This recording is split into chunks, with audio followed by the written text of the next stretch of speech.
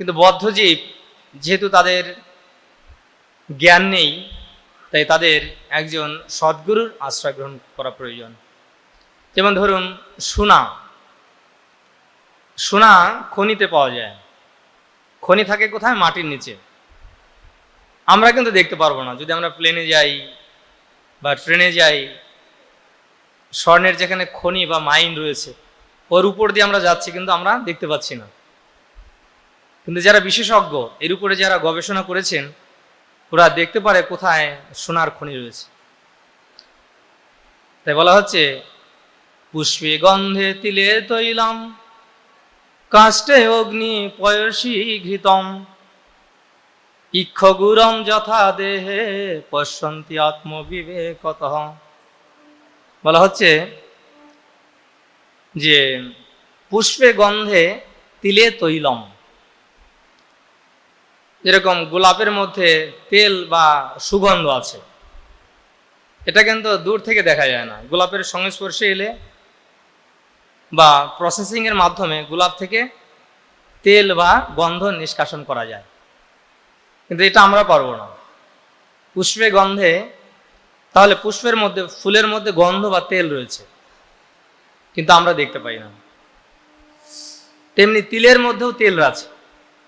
পুষ্পে গন্ধে তিলে তৈলম, তিলের মধ্যেও তেল আছে, কিন্তু আমরা কিন্তু দেখতে পাই না। কিন্তু প্রসেসিং করার মাধ্যমে, মাড়াই করার মাধ্যমে, পেষণ করার মাধ্যমে তিল থেকে তেল পাওয়া যায়। পুষ্পে গন্ধে তিলে তৈলম, কাষ্ঠে অগ্নি, যেমন কাঠের মধ্যে আগুন আছে, এই জন্য কাঠ যখন আগুনের সংস্পর্শে আসে, সঙ্গে সঙ্গে সেটা দাউ দাউ করে জ্বলে ওঠে। কাষ্ঠে অগ্নি পয়সী ঘৃতম, দুধের মধ্যে ঘি আছে, কিন্তু দেখা যায় না। জাল দিলে ক্রিমের থেকে ঘি তৈরি করা যায়। পয়সী ঘৃতম, ইক্ষ গুড়ম, যেমন আখের মধ্যে গুড় আছে। তেমনি পশ্যন্তি আত্মবিবেকতঃ, তেমনি যারা বিবেকবান ব্যক্তি, জ্ঞানী ব্যক্তি, সমস্ত জীবের মধ্যে যে আত্মা রয়েছে এটা তারা দর্শন করতে পারেন।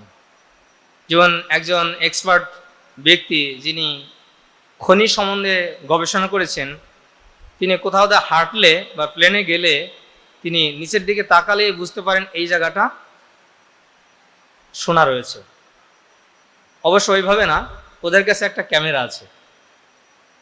সাধারণত যেখানে পাহাড় পর্বত, ওখানে যারা খনি সন্ধান করে, ওদের কাছে বড় ধরনের ক্যামেরা আছে। ক্যামেরার মাধ্যমে ওরা কিছু কিছু লক্ষণের মাধ্যমে ওরা সিলেকশন করে কোন জায়গাটা খনন করলে খনি পাওয়া যাবে। তো জীবের প্রকৃত স্বরূপ যে আত্মা, এটা বিবেকবান ব্যক্তিরা জানেন এবং তারা উপদেশ করেন। জীব যেহেতু ভগবানের অংশ, সচ্চিদানন্দময়, তো এই জাগতিক কোনো কর্মের মাধ্যমে জীব পরম আনন্দ লাভ করতে পারেন না। চৈতন্য চরিতামৃতে কবিরাজ গোস্বামী বর্ণনা করেছেন যে ধর্মচারী মধ্যে বহুত কর্মনিষ্ঠ।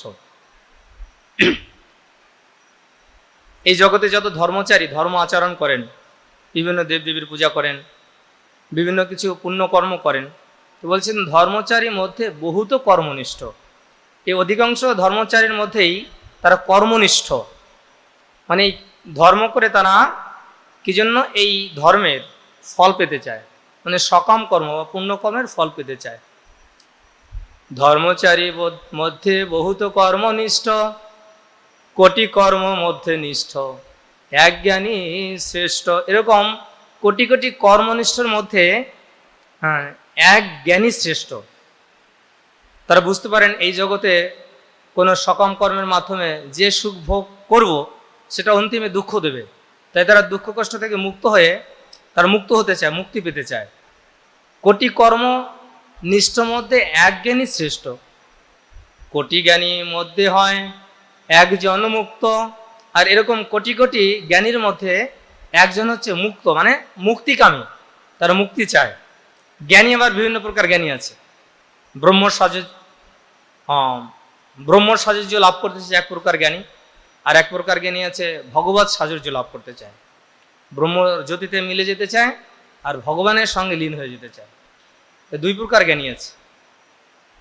তো কোটি জ্ঞানী মধ্যে হয় একজন মুক্ত, কোটি মুক্ত মধ্যে দুর্লভ এক কৃষ্ণ ভক্ত। আর কোটি মুক্তর মধ্যে একজন হচ্ছে কি দুর্লভ এক কৃষ্ণ ভক্ত। তাই শিব পার্বতীকে বলছেন মুক্তানাম অপি সিদ্ধানাম নারায়ণ পরায়ণ। মুক্তানাম অপি সিদ্ধানাম নারায়ণ পরায়ণ। এই কোটি কোটি মুক্তদের মধ্যে যারা নারায়ণ পরায়ণ ভক্ত তারা হচ্ছে শ্রেষ্ঠ। কেন? যে ভক্তি মুক্তি সিদ্ধিকামী সকলেই অশান্ত, তারা এই জাগতিক ভোগের মাধ্যমে মুক্তি লাভের মাধ্যমেও তারা কখনো শান্ত হতে পারে না, মনে পূর্ণরূপে তৃপ্তি আনন্দ আস্বাদন করতে পারে না। তো ভক্তি মুক্তি সিদ্ধিকামী সকলেই অশান্ত, কৃষ্ণ ভক্ত নিষ্কাম অতএব শান্ত। তো সেই জন্যই কৃষ্ণ ভক্তি অনুশীলন করার মাধ্যমেই আমাদের সমস্ত সিদ্ধি লাভ হয়।